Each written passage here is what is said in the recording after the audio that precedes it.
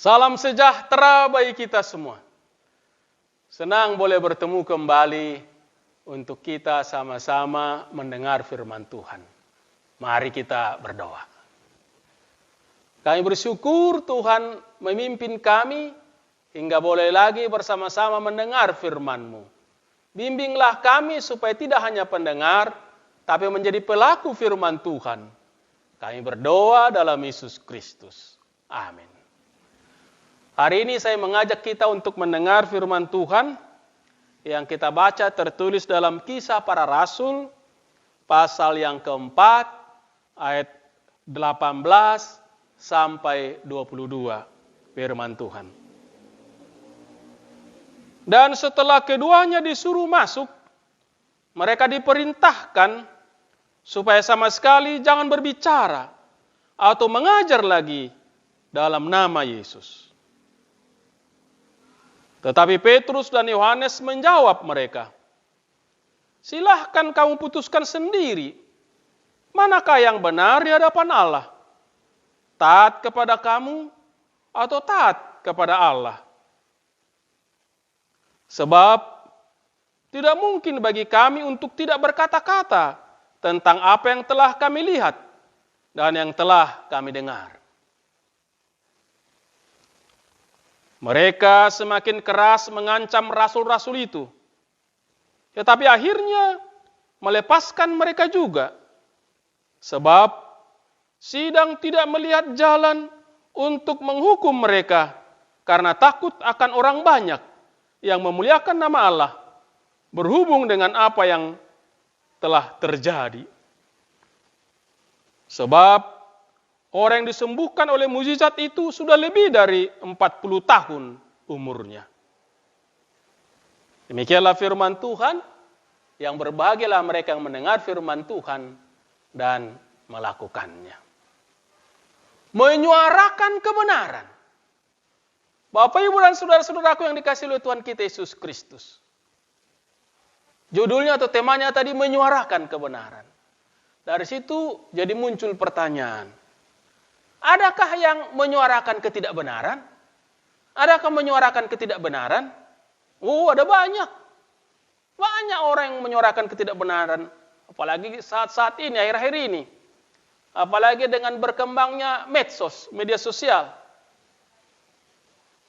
Karena ada kepentingan. Bahkan pakai uang. Pakai kekuasaan untuk menyuarakan ketidakbenaran. Berbohong. Berdusta. Mereka melakukan seperti itu. Mengapa? Sekali lagi, ada kepentingan. Ada keuntungan dengan menyuarakan ketidakbenaran itu. Tahu salah. Tahu tidak benar. Tapi tidak peduli. Yang penting, kepentingannya tercapai. Walaupun ada juga yang sekarang hukuman bila menyuarakan yang tidak benar. Berita hoak. Bohong. Tapi tetap aja. Entah kenapa. Mungkin enak juga ya mengucapkan atau memberitakan ketidakbenaran itu ya. Tapi nggak tahu lah, enggak. Lalu ada juga kah dalam kehidupan ini orang menyuarakan kebenaran? Wah, tentulah ada. Jadi kalau ada yang bahkan banyak tadi dalam kehidupan ini menyuarakan ketidakbenaran, ada juga yang menyuarakan kebenaran. Pasti ada. Tapi memang sulit, berat menyuarakan kebenaran itu. Kenapa? Kepentingan kita terganggu. Kalau di sekitar kita banyak yang mengucapkan atau menyuarakan ketidakbenaran, lalu kita yang menyuarakan kebenaran, bisa mereka membenci kita. Akhirnya kepentingan kita terganggu. Akhirnya kita ikut-ikutan aja lah dengan yang lain. Yang lain mengucapkan apa, lakukan apa, kita ikut. Daripada kita punya terganggu. Ada risiko yang harus ditanggung kalau kita menyuarakan yang benar.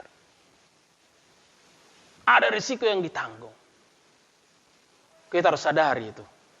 Itu yang dialami oleh Petrus dan Yohanes dalam pembacaan kita tadi. Kisah Rasul pasal 4, khususnya 18 sampai 22 bacaan kita tadi. Mereka berdua, rasul-rasul itu tak mengatakan yang sebenarnya, bahwa percaya kepada Yesuslah yang menyembuhkan orang lumpuh itu. Yang sudah lumpuh sejak lahir dan sudah 40 tahun umurnya. Secara akal mungkin gak bisa lagi sembuh itu. Tapi Yesus dapat menyembuhkannya. Karena percaya kepada Yesuslah sehingga dia sembuh. Bukan karena kekuatan atau kemampuan atau kesalehan Petrus dan Yohanes seperti yang dikatakan oleh mereka tadi. Kalau kita baca ayat-ayat sebelumnya. Tapi dengan apa yang terjadi itu, dengan apa yang mereka suarakan kebenaran itu bahwa Yesus yang menyembuhkan, mereka diancam. Jangan suarakan lagi nama itu. Orang sekitarnya benci nama itu. Sampai mereka dibawa ke pengadilan mahkamah agama. Berbagai cara dilakukan untuk membungkam mereka supaya jangan berbicara atas nama itu lagi. Tetapi Petrus dan Yohanes tetap mengatakan, tetap menyuarakan suara kebenaran. Seperti yang dikatakan dalam ayat yang ke-19. Silakan memilih. Apakah lebih taat kepada Tuhan atau kepada kamu, katanya. Artinya dia tahu bahwa orang lain itu juga tahu harus lebih taat kepada Tuhan. Maka mereka lebih taat kepada Tuhan daripada kepada mereka. Kok mereka bisa berani begitu? Nah ini dia. Ini yang perlu kita pelajari. Menurut penulis Lukas yang menulis kisah para rasul ini, mencatat bahwa itu adalah karya Roh Kudus. Roh Kuduslah yang mendorong mereka untuk mengatakan yang benar, untuk memberitakan Injil, kabar baik tentang Yesus itu. Mereka tidak takut. Karena Roh Kudus yang menolong, mendukung mereka, mengajari mereka, membimbing mereka untuk mengatakannya. Karena mereka yakin kepada Tuhan. Tuhan yang kudus, yang benar itu. Itu yang mereka beritakan.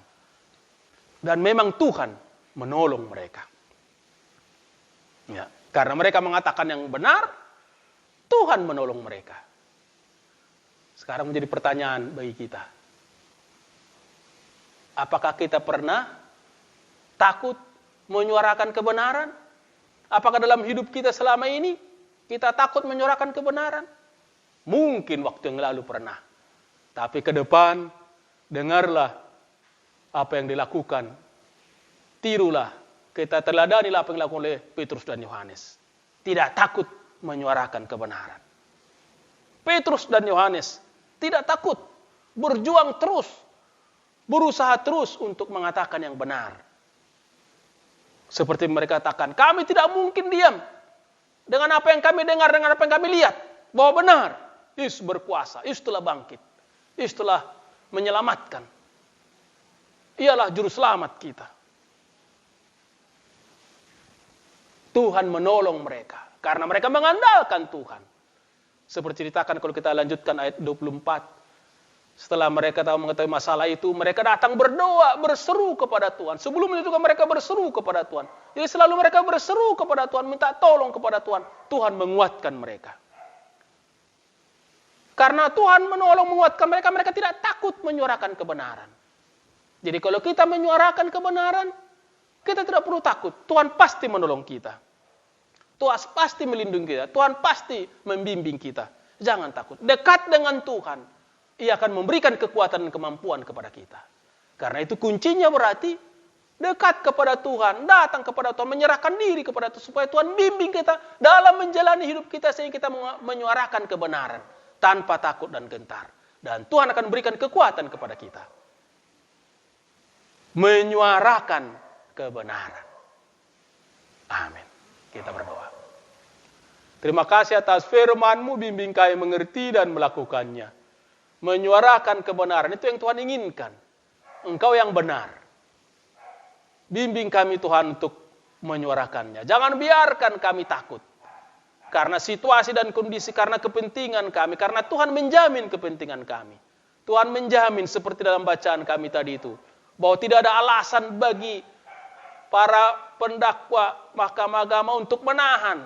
Sehingga mereka dibebaskan. Karena Tuhan hadir menolong Petrus dan Yohanes. Bimbing kami yakin bahwa Tuhan akan menyertai kami menjalani hidup kami kalau kami menyuarakan kebenaran Tuhan. Jangan biarkan kami takut. Sebab kepentingan kami Tuhan jamin. Tuhan menjaga, melindungi kami. Demikianlah kami berdoa untuk mereka yang takut, yang ragu atas menjalankan kebenaran. Supaya mereka terus datang kepada Tuhan dan yakin akan pertolongan-Mu. Sehingga mereka terus menyuarakan kebenaran. Demikian juga mereka yang sudah jauh dari Tuhan karena takut. Sehingga ikut dengan kuasa-kuasa atau dengan kehendak orang lain. Biarlah mereka sadar dan kembali ke jalan-Mu. Sebab menyuarakan kebenaran itulah yang baik bagi kami. Pakailah gereja untuk terus berperanan, membimbing umat-Mu menyuarakan kebenaran. Sehingga kami semua hidup dalam kebenaran Tuhan dan menikmati kebaikan-Mu. Terpujilah Tuhan dalam Yesus Kristus kami berdoa. Amin. Tuhan menyertai memberkati kita sekalian. Salam penuh kasih.